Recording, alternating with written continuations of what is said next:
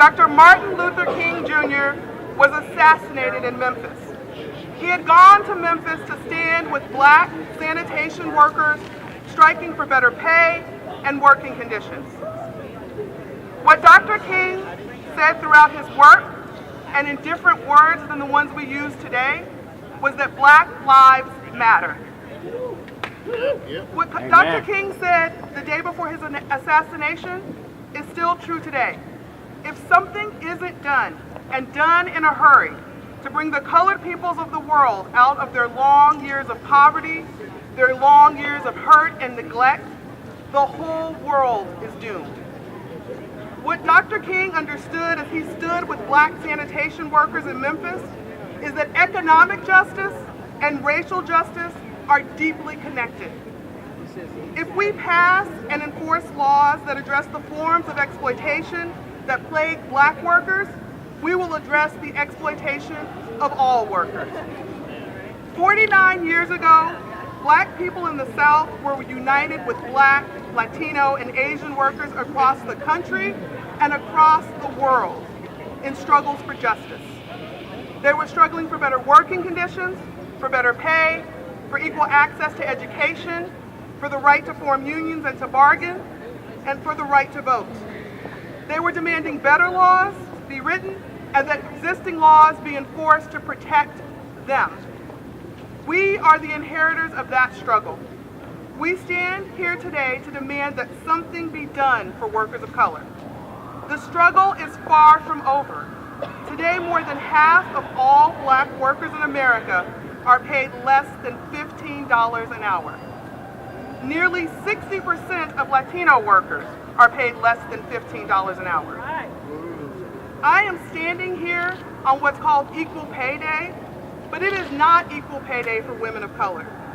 Black women in the city of San Diego are paid 50 cents to every dollar white men are paid in this city. And Latino women are paid 37 cents to every dollar white men are paid. Shame. We know that working families can no longer wait for justice. No more. As Dr. King said in his letter from the Birmingham jail, justice too long delayed is justice denied. Yeah.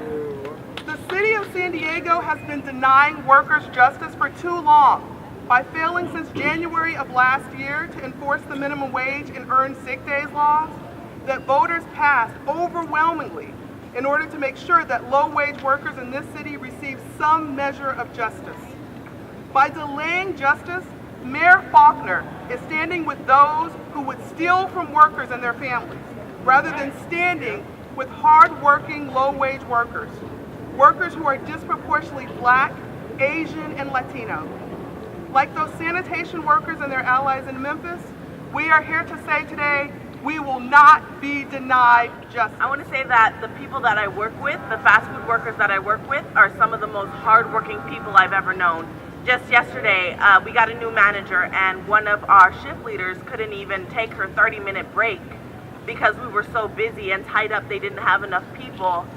They didn't bring enough people in or schedule enough people so that people could take their breaks when they needed them, which is illegal. On Saturday nights, I work the graveyard shift, which is typically from 9 p.m. to 5 a.m. We work 8 hours or more without getting any break. A couple minutes ago, asking Mayor Faulkner to enforce the minimum wage and earned sick days San Diegans voted for overwhelmingly in 2016.